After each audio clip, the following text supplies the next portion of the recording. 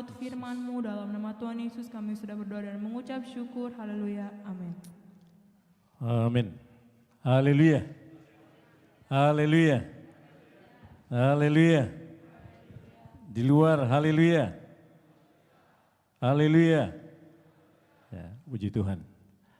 Mari saudara kita akan masuk dalam kebenaran firman Tuhan. Kembali kepada tema gereja kita 2020, persiapkan dirimu. Apalagi yang harus kita persiapkan, saudara, menjelang kedatangan Yesus yang kedua kali. Saya beri judul firman Tuhan siang ini, cari dan fikirkan perkara yang di atas. Mari kita buka Alkitab kita dalam kitab Kolose pasal 3, ayat 1 sampai 4. Kita mau baca ini bergantian. Kita baca yang jelas, saudara. Kalau terhalang maskernya nggak apa-apa, buka sebentar. Biar kita bisa dengar apa yang kita baca. Yang ganjil pria, yang genap wanita. Pria lebih dulu, 2, 3. Karena itu, kalau kamu dibangkitkan bersama dengan Kristus, carilah perkara yang di atas, di mana Kristus ada, duduk di sebelah kanan Allah.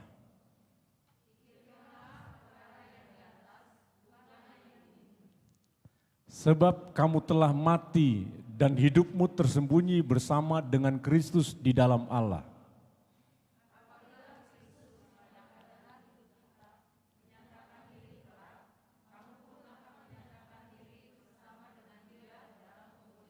Puji Tuhan, haleluya. Lebih bagus yang baca ibadah siang daripada tadi pagi. Yang tadi pagi kurang jelas saudara ya. Saya bersyukur saudara baca dengan jelas. Haleluya. Saudara, firman Tuhan memberikan nasihat kepada kita siang ini menjelang kedatangan Tuhan yang kedua kali.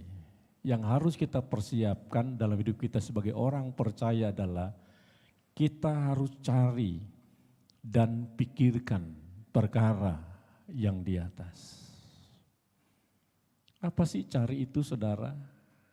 Cari itu menurut Kamus Besar Bahasa Indonesia artinya berusaha untuk mendapatkan sesuatu.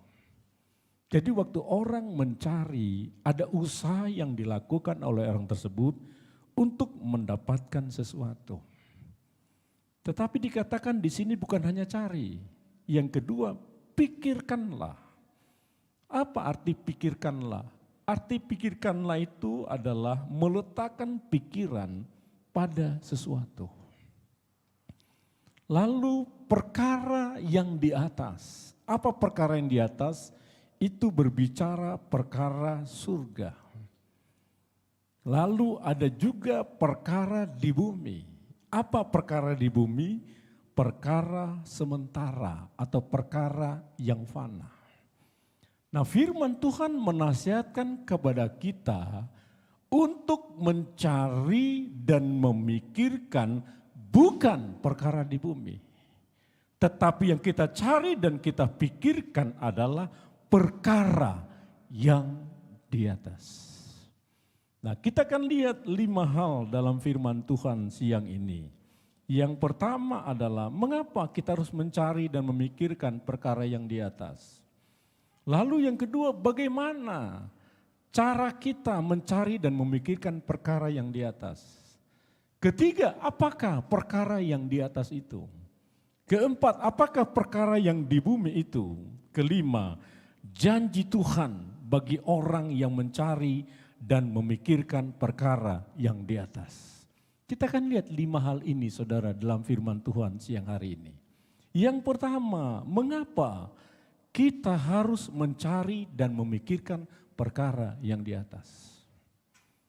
Kalau firman Tuhan memberikan sebuah nasihat kepada kita saudara, berarti ada alasan dari firman Tuhan itu memberikan nasihat.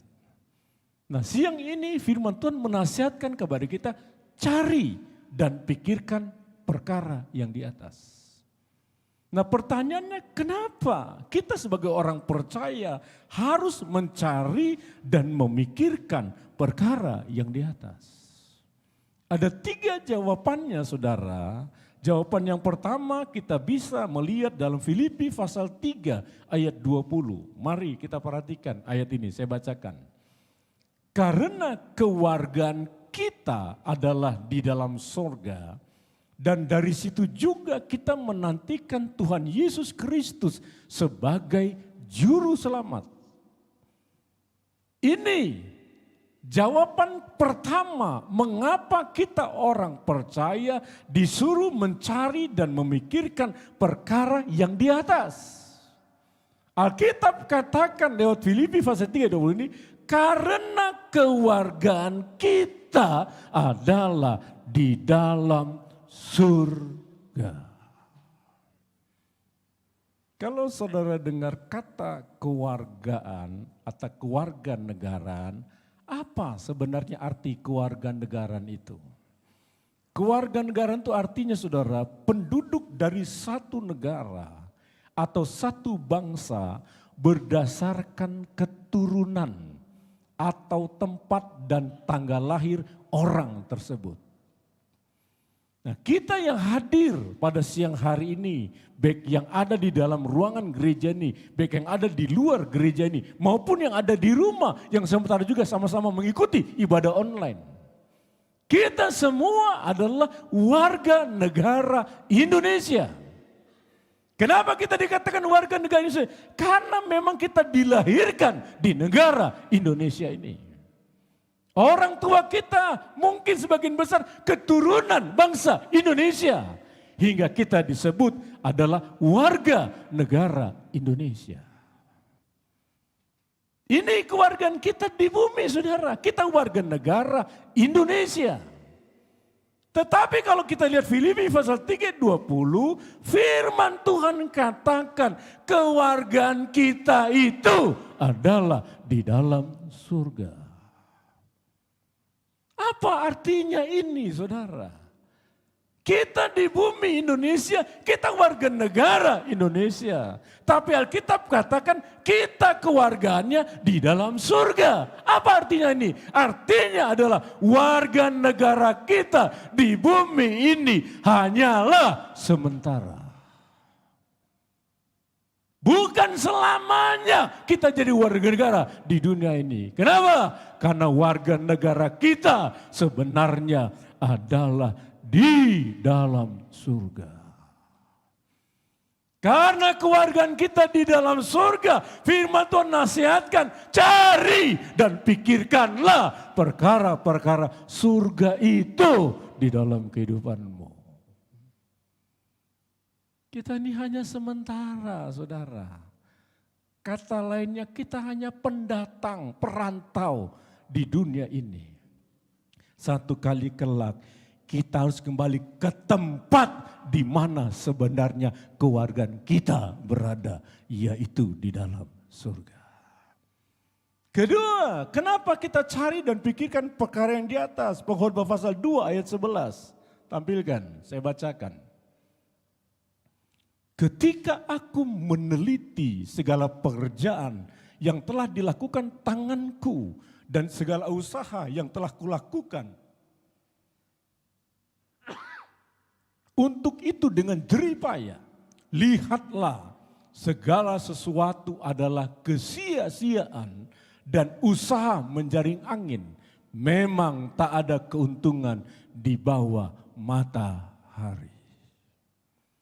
Siapa yang menyatakan ayat ini saudara? Dia buat pernyataan berdasarkan pengalaman hidupnya. Katakan, perhatikan. Ketika aku meneliti, memperhatikan dengan seksama apa yang diteliti, segala pekerjaan yang sudah dilakukan tangannya. Di mana dilakukan ini? Di bumi ini, di dunia ini. Lalu dia katakan segala usaha yang dia lakukan itu adalah kesia-siaan. Siapa orang ini? Raja Salomo. Siapa raja ini? Raja yang makmur hidupnya saudara. Dia tidak pernah hidup susah. Dia hidup dalam kesenangan-kesenangan pada masa dia menjadi seorang raja. Bahkan bukan saja kesenangan yang baik dia lakukan, kesenangan yang tidak baik juga dia lakukan. Istri dan gundiknya total berjumlah 1.000 orang. Saudara. Istri 300, gundik 700. Hidup benar ini saudara? Tidak. Dia sudah alami semua ini. Dia nikmati semua yang baik-baik, dia nikmati saudara. Yang baik, yang buruk dia nikmati. Tapi waktu dia teliti semua yang dia lakukan dalam hidupnya di bumi ini. Dia katakan semua sia-sia. Kenapa kita harus cari dan pikirkan perkara yang di atas? Karena semua yang ada di bumi ini sia-sia. Kenapa dikatakan sia-sia? Sementara atau fana.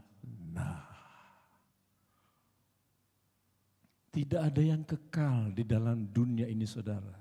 So dapat apapun sebanyak-banyaknya dalam hidup ini. Tidak ada yang kekal. Coba kita buat perbandingan Matius 16 ayat 26. Saya bacakan. Apa gunanya seorang memperoleh seluruh dunia tetapi kehilangan nyawanya? Dan apakah yang dapat diberikannya sebagai ganti nyawanya? Ini sebuah pertanyaan saudara. Apakah gunanya seorang memperoleh seluruh dunia tetapi kehilangan nyawanya? Ini sebuah pertanyaan lalu ada perbandingan di dalamnya. Memperoleh semua yang ada dalam dunia lalu dia hilang nyawanya, binasa. Kalau ini diperhadapkan kepada saudara, pilihan saudara mana? Mendapatkan semua atau kehilangan nyawa? Dan itu keputusan ada di tangan kita sendiri, saudara. Kalau saudara hanya memikirkan semua yang ada dalam dunia, engkau dapatkan. Tetapi engkau akan kehilangan nyawamu. Kenapa? Semua sia-sia. Katakan sebelahnya, semua sia-sia dalam dunia ini. Jelas? Apa ketahan masker? Katakan lagi sebelahnya, semua sia-sia dalam dunia ini. Jelas? Ya, anggap aja jelas lah ya. Lalu ketiga, kenapa kita cari dan pikirkan perkara yang di atas?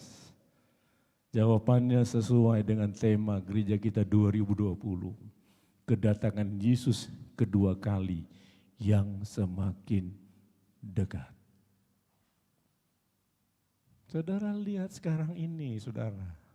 Saudara lihat dan saksikan kabar-kabar tentang perang. Negara ini tiba-tiba mau berperang dengan negara yang satu. Yang sama-sama masuk Eropa, NATO, tiba-tiba mau perang yang satu dengan yang lain. Yang ini mempersiapkan diri dengan persiapan perangnya, siap berperang juga. Saudara baca Matius 24, waktu saudara dengar kabar-kabar deru perang, apa itu tanda? Tanda kedatangan Yesus yang kedua kali. Semua negara di seluruh dunia goncang, ekonominya. Bulan ini kita masuk yang namanya resesi ekonomi. Kalau resesi ekonomi tidak bisa diatasi dengan baik, muncul yang kedua, krisis ekonomi. Saudara tahu itu dampak-dampak semua itu, resesi dan krisis itu. Goncang ekonomi. Dan bukan negara kita, hampir seluruh negara di dunia ini goncang ekonominya. Akan datang masa yang sukar. Baca lagi Alkitab, apa masa sukar itu? Salah satu tanda kedatangan Tuhan kedua kali. Kenapa kita cari dan pikirkan perkara yang di atas? Karena kedatangan Yesus kedua kali yang semakin dekat. Termasuk yang kedua, Kalau kita disuruh mencari dan memikirkan perkara yang di atas, lalu bagaimana cara kita mencari dan memikirkan perkara yang di atas itu? Setiap firman Tuhan memberikan nasihat, selalu firman Tuhan berikan jalan keluar. Waktu firman Tuhan menasihatkan cari dan pikirkan perkara yang di atas, firman Tuhan juga berikan cara, engkau bisa cari dan pikirkan perkara yang di atas itu. Nah, bagaimana caranya? Saya berikan 2 cara. Pertama dalam pasal 3 Kolose ayat 1 bagian A. Tampilkan. Saya bacakan. Karena itu, kalau kamu dibangkitkan bersama dengan Kristus, baru masuk nasihat ini. Carilah perkara yang di atas, di mana Kristus ada duduk di sebelah kanan Allah. Sebelum datang nasihat cari perkara di atas dan pikirkan itu, datang dulu yang atas. Kalau kamu dibangkitkan bersama dengan Kristus. Cara pertama kita bisa mencari dan memikirkan perkara yang di atas. Kalau kita dibangkitkan bersama dengan Kristus. Kalau dalam Alkitab terjemahan lain lebih jelas, saudara. Di sana ditulis, jikalau kamu sudah dibangkitkan bersama dengan Kristus. Kalau ayat ini belum, saudara. Kalau kamu dibangkitkan artinya belum. Tetapi terjemahan lain, jikalau kamu sudah dibangkitkan bersama dengan Kristus. Kita bisa cari dan pikirkan perkara yang di atas. Kalau kita sudah dibangkitkan bersama dengan Kristus.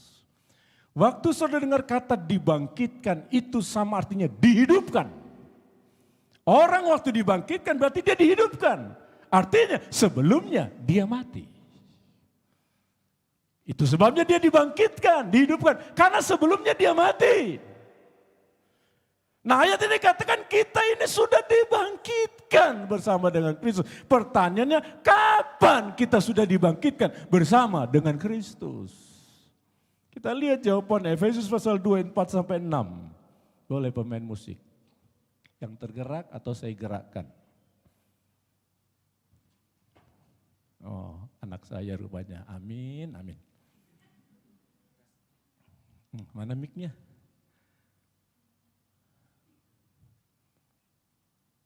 Ini kayaknya mau sekolah Alkitab ini.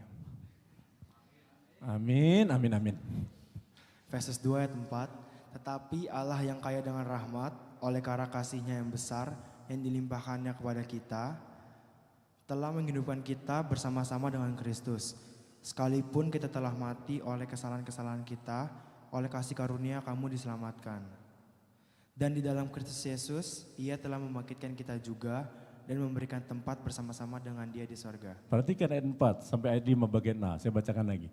Tetapi Allah yang kaya dengan rahmat, oleh karena kasih-Nya yang besar yang dilimpahkannya kepada kita, ayat 5 bagian A, telah menghidupkan kita bersama-sama dengan Kristus. Kapan kita dibangkitkan bersama-sama dengan Kristus? Waktu Yesus menyatakan kasih-Nya yang besar kepada kita. Karena begitu besar kasih Allah akan dunia ini, sehingga Dia korbankan anaknya yang tunggal. Waktu Allah menyatakan kasih-Nya yang besar dengan memberikan Yesus dalam hidup kita, disitulah kita dibangkitkan. Kita dihidupkan dari kematian yang harusnya kita alami. Nah, waktu kita sudah dibangkitkan, orang-orang yang sudah mengalami kebangkitan bersama dengan Kristus, inilah orang yang bisa mencari dan memikirkan perkara yang di atas. Dan itu semua menunjuk hanya kepada orang percaya. Orang yang tidak percaya, mereka belum dinyatakan kasih Yesus yang besar dalam hidup mereka. Lalu yang kedua, bagaimana cara mencari, mikirkan perkara yang di atas? Kita lihat lagi ayat 3-nya, bagian B, Kolose pasal 3. Siapa lagi mau baca, pemain musik?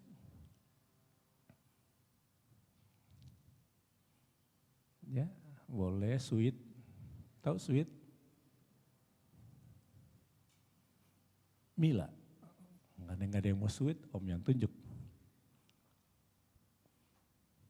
Kolose 3 ayat 3, sebab kamu telah mati dan hidupmu tersembunyi bersama dengan Kristus di dalam Allah. Dan bagian diperhatikan. Sebab kamu telah mati dan hidupmu tersembunyi bersama dengan Kristus di dalam Allah. Cara yang kedua, kita bisa mencari dan memikirkan perkara yang di atas. Kalau hidup kita tersembunyi bersama dengan Kristus. Hidup kita tersembunyi bersama dengan Kristus. Apa arti hidup tersembunyi bersama dengan Kristus? Ada dua artinya. Yang pertama, hidup kita dilingkupi oleh Kristus. Kata dilingkupi itu artinya ditutupi, ditudungi, diselubungi. Waktu orang dikatakan hidupnya tersembunyi, berarti orang itu hidupnya dilingkupi, ditutupi, diselubungi, ditudungi oleh siapa? Oleh Yesus. Yang menyelimuti kehidupan orang itu adalah Yesus. Arti yang kedua adalah yang kelihatan bukan lagi orang itu, melainkan Kristus dalam hidup orang itu. Ini cara kedua, saudara. Kalau kita ingin mencari dan memikirkan perkara di atas, hidup kita harus dilingkupi. Yang kelihatan bukan kita lagi, tetapi Kristus. Ini saudara, kita bekerja di dunia sebagai pegawai swasta, pegawai negeri. Sebagai seorang hamba di sebuah perusahaan, di sebuah rumahkah, di sebuah rumah makankah dan sebagainya. Yang orang lihat dalam hidup kita adalah Kristus. Sering saya katakan sama saudara, teman-teman saya itu banyak ustadz, banyak haji. Kalau kami kumpul, semua jilbaban yang perempuan. Saudara tahu kalau mereka punya masalah, mereka curhat sama siapa? Sama saya. Lalu saya bilang sama mereka, salah kali kamu orang ini. Saya kan pendeta. Justru katanya, lebih enak curhatnya sama kamu katanya. Nah karena dia minta curhat sama saya kasih firman sama mereka. Setiap ada konflik saudara, ada konflik. Waktu hampir berantem. Ada yang mau digebukin kan. Lalu dia telepon, Pak saya mau digebukin sama siapa? Sama ini. Oh ya, saya telepon dia. Kayak dengar kamu mau gebukin si ini ya. Bukan gitu, katanya ini ceritanya begini, ya nggak boleh gitu dong. Yuk kita ketemu yuk, kita pulihin yuk. Ketemu, saya temuin mereka saudara. Saya temuin, kita clearin masalahnya, selesai. Lalu kemarin lagi ada yang curhat tentang mantunya. Nah, kan aneh, saya belum mantu kan kemarin itu. Cerita mantunya. Aduh mantu saya gini lu. Gimana ya caranya? Ya saya kasihlah firman Tuhan. Kan ada juga di situ kan di Alkitab konflik mantu dengan mertua. Kan ada juga di Alkitab ini lengkap.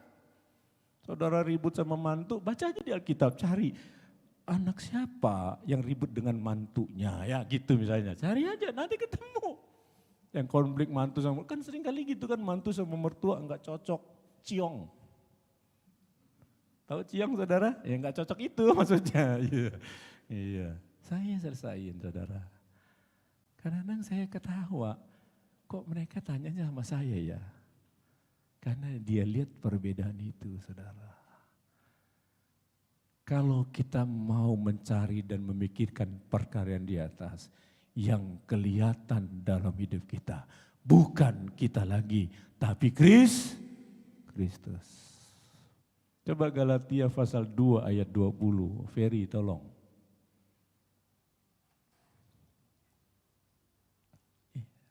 Kok maskernya di kuping?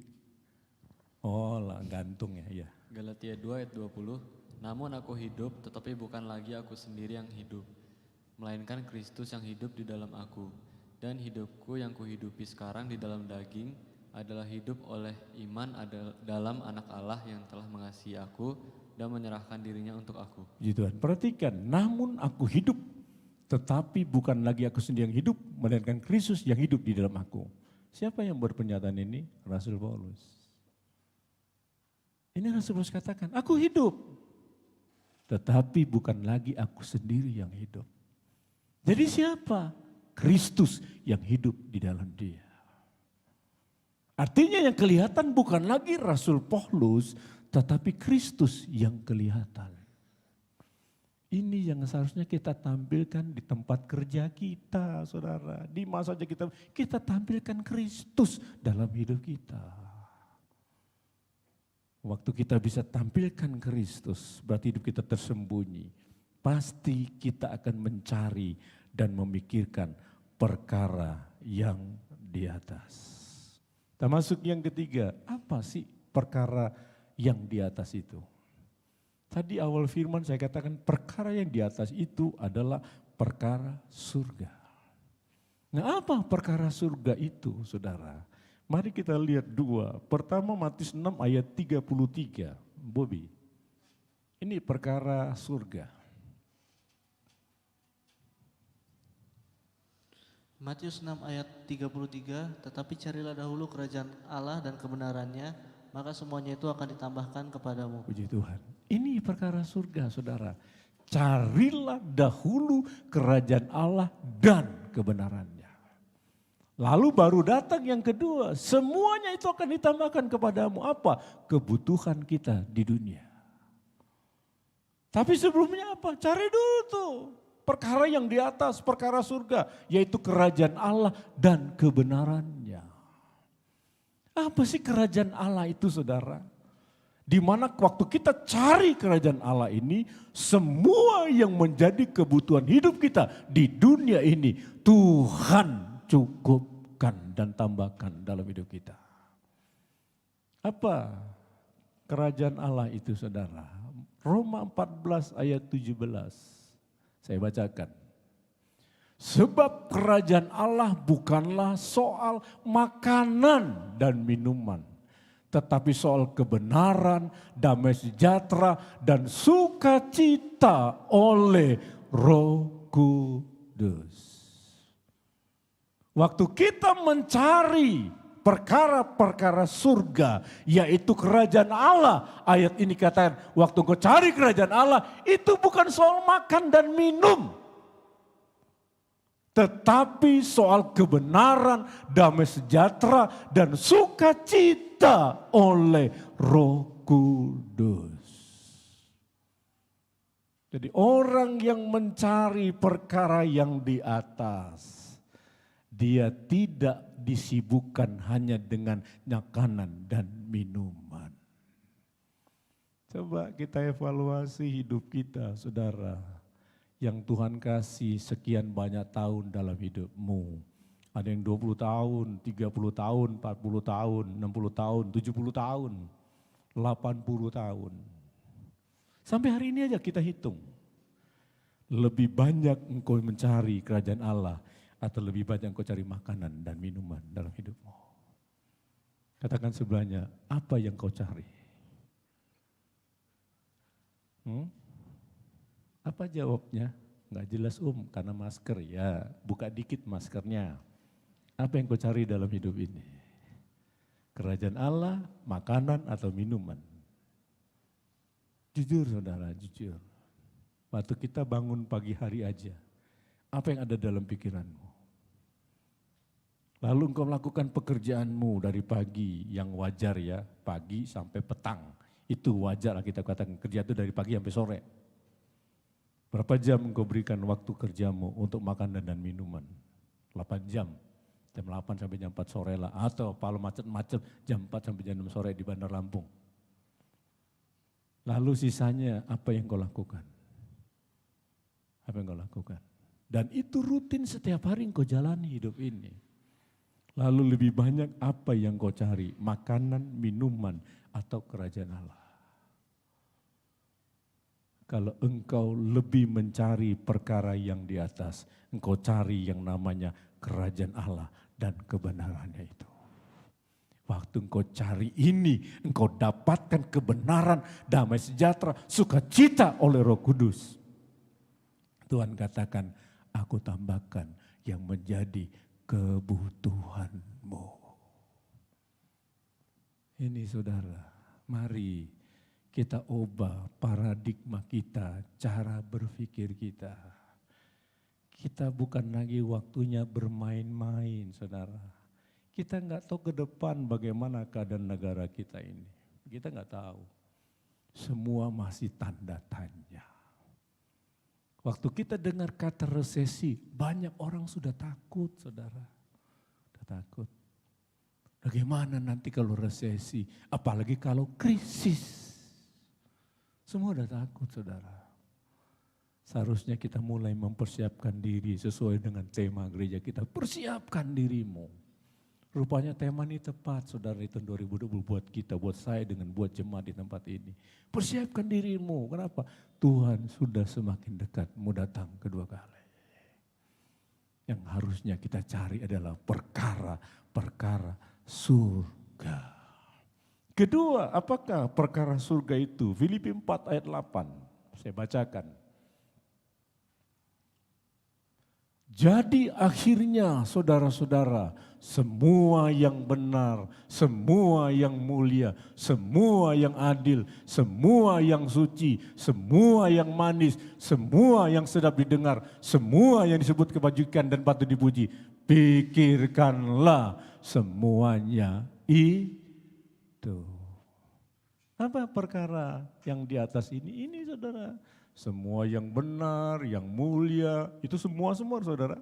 Bukan sebagian, semua benar, mulia, adil, suci, manis, yang sedap didengar, yang disebut kebajikan, itu perkara-perkara surga.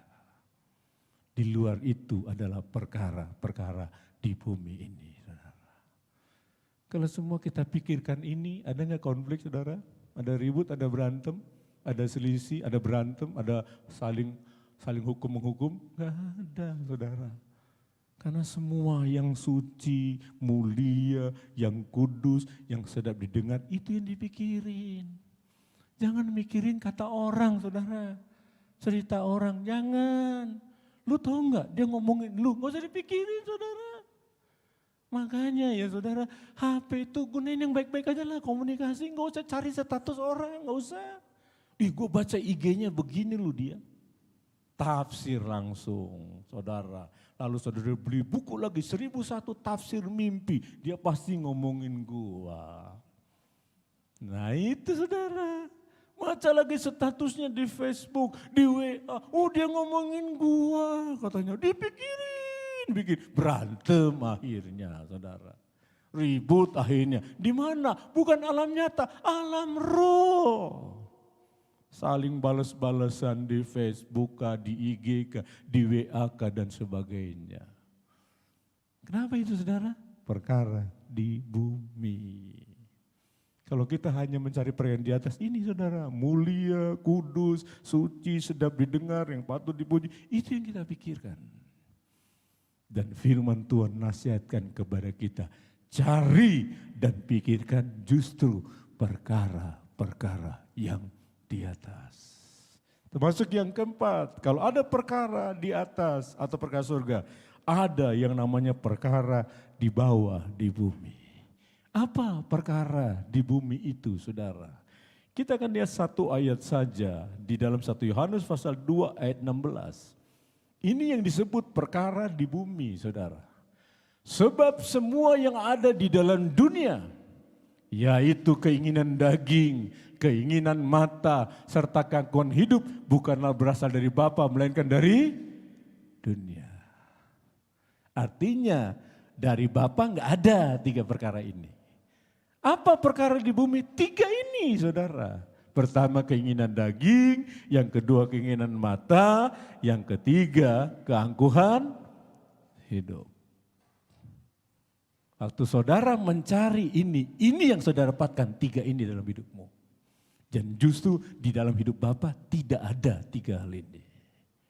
Waktu engkau mencari dan memikirkan perkara-perkara yang hanya di bumi ini, 3 ini engkau akan dapatkan. Yang pertama namanya keinginan daging. Apa keinginan daging itu? Boleh pemain musik tolong baca Galatia pasal 5 ayat 19 sampai ayat 21. Coba gilirannya. Tadi siapa? Oh, anak saya boleh. 19 sampai 21, Ben. Galatia 5 ayat 19. Perbuatan daging telah nyata, yaitu percabulan, kecemaran, hawa nafsu, penyembahan berhala, sihir, perseteruan, perselisihan, iri hati, amarah, kepentingan diri sendiri, percideraan, roh pemecah, kedengkian, kemabukan, pesta pora dan sebagainya. Terhadap semuanya itu kuperingatkan kamu seperti yang telah kubuat dahulu. Barang siapa melakukan hal-hal yang demikian, ia tidak akan mendapat bagian dalam kerajaan Allah. Oh, saudara. Ini keinginan daging. Waktu kita hidup seperti ini, akhir ayat ini katakan, orang itu tidak mendapat bagian dalam kerajaan Allah. Padahal dia keluargaannya di sana. Kenapa dia bisa tidak nikmati tempatnya di sana? Karena hidup di dalam kedagingan. Berantem, selisih, ribut, konflik, mabok, itu masuk semua di situ. Lalu yang kedua, keinginan mata. Yang di bumi ini pertama keinginan daging, yang kedua keinginan mata. Mata itu saudara, kalau saudara perhatikan berkaitan erat dengan yang namanya hati. Pasti itu berkaitan erat. Makanya ada pepatah mengatakan, apa? Pepatah mengatakan, ya. Nah, dari mata turun ke hati. Ini yang banyak dipakai sama anak remaja dan orang muda. Waktu saya lihat wajahmu, hati saya langsung suka sama kamu. Nah, itu dari mata turun ke hati. Cinta monyet, saudara itu. Iya, dari mata turun ke hati. Kenapa? Memang mata itu berkaitan erat dengan hati. Apa yang kita lihat dengan mata kita ini menimbulkan berbagai-bagai keinginan. Jika kita tidak jaga, dapat membuat kita tersandung. Mata ini berbahaya, saudara. Ini bisa menimbulkan berbagai-bagai keinginan. Kalau kita tidak dapat jaga mata kita, penglihatan kita, pandangan kita, ini bisa buat kita tersandung. Kata lainnya, jatuh. Kenapa? Mata itu bisa membuat kita jatuh. Kita baca Amsal Soleman 27 ayat 20. Saya bacakan. Dunia orang mati dan kebinasaan tidak akan puas. Demikianlah mata manusia tidak akan puas. Rupanya mata manusia itu disamakan dengan dunia orang mati. Saudara pernah melihat kuburan yang umum ya, maksudnya umum tuh kayak kita-kita inilah. Yang makin berkurang, yang dikubur, pernah? Tidak. Misalnya kita baru ngubur bulan lalu, orang lah jangan ngubur keluarga kita, nanti ada lagi yang lewat. Orang kita kubur bulan lalu. Kita kubur lagi bulan ini, yang tadinya di situ sudah penuh. Sudah penuh, artinya makin bertambah. Tapi kalau saya buat perbandingan, kuburan di sinilah sekitar gereja ada. Kuburan Blok 7, kuburan Brebes, kuburan Kebon Jahe. Enggak pernah nambah tanahnya. Tapi yang mati bertambah. Di mana? Ditumpuk-tumpuk. Kalau kita kan enggak kan, kita harus beli kan. Kalau yang enggak mampu, kita ngajuin dengan yayasan. Ya saya enggak mampu, ada nanti yang gratis, saudara, dikasih. Yang namanya di gratis nggak boleh protes kita. Ya di bawah itu pasti, nggak mungkin di atas. Di Di bawah kan, nanti dapat kita di bagian paling bawah situ. Yang mudah longsor. Kalau nggak cepat dibongpai, ya longsor lah dia. Namanya gratis. Itu juga besok-besok kita lihat penuh lagi daerah itu. Itulah dunia orang mati, saudara. Tapi dikatakan mata yang gak pernah puas sama dengan dunia orang mati. Ini mata kita, saudara. Kenapa? Itulah yang ada di dalam dunia. Gak pernah puas, udah begini, pengen begini, pengen begini, pengen begini, pengen begini. Isi 1, pengen 2, kurang tambah 3, 4, kurang lagi. 11 sama kayak seberang katanya. Sama-samain sama itunya. Penganjurnya misalnya gitu kan, 11. Kurang. Oh kurang lagi, tambahin lagi, ini lagi, ini lagi, ini lagi. Saudara perhatiin saudara, yang orang-orang kaya tuh, yang meninggal. Saya perhatiin tuh yang waktu Ciputra meninggal saudara. Lihat sekarang perebutan harta yang sekian triliun itu. Sampai di pengadilan. Sampai di pengadilan. Ributin perkara dunia. Padahal kalau kita lihat waktu dia mati dia tidak bawa apa. Makanya kan sering saya bilang kalau kita lagi ke rumah duka perhatiin benar-benar tuh peti jenazah, perhatiin. Jangan lihat peti bagus, petinya bagus ya. Ada kacanya bisa dilihat, bisa dibuka ditutup. Ngapain di dalamnya mayat? Mahal itu 35 juta. Tapi mayat di dalamnya. Lalu kita lihat, pakai jas gak dia? Pakai. Waktu hidup mah gak pernah pakai jas. Mati mah dipakein jas. Kan lucu saudara. Kalau mau pakein jas bapak kita, waktu hidup. Waktu hidup gak pernah pakai jas, dia mati pakai jas. Dia gak tahu dipakein jas, udah mati. Tapi kan dipakein kan? Pasti dipakein, sepatunya baru gak ada yang jelek. Tapi yang make orang mati. Lalu apa yang dibawa di peti itu? Hartanya, emasnya, batangannya dan sebagainya? Enggak. Kalau dia tidak wariskan kepada keturunannya, ini jadi biang ribut. Bahkan bisa bunuh-bunuhan. Kan seringkali saya sampaikan ke saudara, ada beberapa jemaat di sini. Yang saya kasih amanat waktu dia belum mati. Karena dia udah tua. Pak, anaknya berapa? Sekian. Nih udah bagi-bagi belum? Belum. Bagi saya bilang, bagi. Kenapa? Ya nanti rebutan nih. Waktu saya di Kalianda, ada di situ ibu meninggal. Saya tahu ibu ini penentu harta di rumah itu. Dia panggil, om tolong apa? Doain saya. Iya saya doain, tapi kan belum tentu saya bisa ngidupin, bisa nyembuhin kan. Kadang-kadang saya doa banyak yang mati. Bener dia mati loh saudara. Kadang-kadang saya ini pencabut nyawa kah? Gak tahu juga saya. Iya, tapi saya bilang sama ibu nih, Bu, saya tahu Bu hartamu. Toko ini saya bilang. Ini usaha di sini, di Palas, di sini kan waktu itu saya di Kalianda ini. Nih. Anaknya ada 3 loh, saya bilang. Ini udah dibagi belum? Saya bilang gitu. Belum om, nangis kan namanya orang sudah deket-deket kan nangis lah. Bagi saya bilang. Bagi saudara. Panggil anaknya, saya panggil anaknya. Nih anak-anaknya nih, bagi nih, yang rata ya. Saya bilang gitu, dibagi rata saudara. Gak apa-apa saya mau dimarahin terserah orang dia mau mati.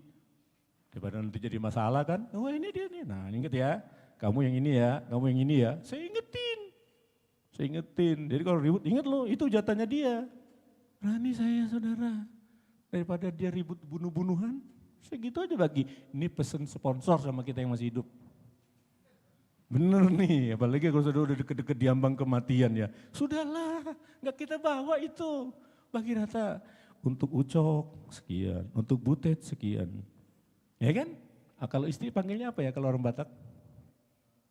Panggilnya apa? Pak Istirahat kalau manggil istrinya apa? Hah? Enggak apa-apa. Hah? Nyonya ya. Aduh. Saya baru ini lo denger loh. Nyonya ya, nanti Ibu Istirahat saya panggil nyonya deh. Iya. Bukan Ito. Bukan Inang. nang buru. Iya, tapi pasti Right masih lama umurnya, masih panjang. Gue usah bagi-bagi dulu. Tapi kalau dia di Lampung udah mau game, saya pasti ngomong sama dia. Mana untuk nyonya? Kan saya bilang, nanti saya Bu Nyonya, ini hadiahnya. Hadiah orang mati. Seringkali kita, harta orang mati jadi rebutan. Kenapa? Karena nggak dibagi. Nggak dibagi. Lihat kebenaran firman Tuhan, saudara. Lihat, mata ini nggak pernah puas. Nggak pernah puas. Kalau kita ikuti begini, saudara, keinginan mata ini. Sama seperti dunia orang mati. Lalu yang ketiga apa? Keangkuhan hidup. Ini yang ada dalam dunia, kesombongan kata lainnya. Firman Tuhan katakan dalam Yakobus pasal 4 ayat 6, Allah menentang orang yang sombong. Nih saya cerita lagi, maaf ya sama orang Batak. Waktu saya di Kalianda itu kan banyak orang Batak jemaat yang saya layani. Lalu satu ketika ada yang merit. Dibuatlah undangan, konflik undangan itu. Saya dipanggil, Om tolong Om selesain di keluarga saya. Kenapa? Ini undangan salah Om, urutannya. Nih urutan nih. Urutan, perhatikan urutan. Bukan urutan ya, urutan. Jadi dia salah naruh urutannya. Dan semua jemaat tempat saya layani urutan-urutan itu. Lalu kenapa? Iya Om, kalau nggak dirubah undangan ini, dia marah, dia nanti begini sama saya. Oh, lalu dia mau buatin nggak undangan yang dirubah? Enggak Om, sayur saya nggak ada duit. Tuh, urutan, ingat urutan. 1, 2, 3, dia harusnya di atas, ditaruh di sini, di tengah. Saya datang saudara satu-satu, saya kasih firman Tuhan. Nih kamu nih hidup dalam firman Tuhan atau dalam urutan-urutan. Nih kalau mau dirubah urutannya cetak lagi undangan mau enggak? Enggak Om, tugas dia. Iya dia enggak ada duit. Ini cuma salah nulis, enggak bisa Om. Harus begini. Oh saya kasih lagi firman Tuhan nih. Nah, bisa enggak diselesain nih saya bilang. Bisa saudara, kalau enggak nah itu dia kata kuncinya sombong itu. Maaf ya, saya ini punya pengalaman banyak saudara. Nah itu enggak bisa lagi supaya di dalam Tuhan. Itu daging di dunia saudara. Di surga enggak ada urutannya. Pasti Right nomor 1 ya, Karuneng nomor 3. Enggak ada, enggak ada itu. Sama semua kita ini di surga. Iya ini urutan itu kan cuma di dunia saudara. Ini maaf ya sekali lagi maaf. Ini pengalaman saya masalahnya. Ini saya kasih firman lah yang keras sama mereka. Baru mereka, iya Om maaf Om. Ini kan cuma kesalahan nulis sih. Ini nyetaknya berapa ini saya bilang. Kasihan dong dia mau pesta jadi stres gara-gara urutan tuh urutan. Kalau U-nya hilang rutan kan. Iya kan rutan rumah tahanan. Nah itu bisa rumah tahanan itu. Kalau nggak diberesin baik-baik. Saya selesai, banyak saya kandangan di kasus orang Batak di sana. Di Kalianda. Ada lagi nih saya cerita, maaf ya orang Batak. Ada yang meninggal nih orang Batak dari Bandung. Dari Bandung, marganya nggak usah sebutin lah nggak enak. Meninggalnya di kapal. Tinggal di kapal. Dia gereja sebelah kita itu. Rupanya penguburannya ditolak. Padahal ada yang keluarganya di sana itu. Oh nggak bisa, begini katanya kan. Lalu ada jemaat datang sama saya, Om bisa nggak minta tolong Om, apa itu? Ada ini yang meninggal di kapal Om, nggak mau dikuburin. Kenapa? Begini, saya kuburin, saya bilang. Saya kuburin saudara. Tahu saudara kuburan orang Batak di Kalianda itu, kalau dari Jati itu, apa tuh ada belokan Pondok Gontor, masuk ke sana dalam tuh. Di ke kanan, jalannya jelek. Saya kuburin, saya bilang. Saya kuburin saudara, bukan zaman saya loh, tapi karena dia mati di kapal. Polisi datang sama saya. Pak Pendeta bisa nggak ngomong? Saya kuburin, saya bilang. Saya kuburin saudara. Nggak ada hubungan saudara saya sama dia. Hubungan darah, apalagi hubungan marga. Saya marga satwa. Nggak ada hubungan saudara. Saya kuburin. Kenapa? Keluarganya yang katanya nggak tahu alasannya apa. Nggak mau ngubur. Saya kuburin saudara. Ngeri lu saudara. Hanya gara-gara perkara di bumi. Keinginan daging, keinginan mata, dan keangkuhan hidup. Makanya firman Tuhan nasihatkan sama kita yang percaya. Cari dan pikirkan bukan perkara di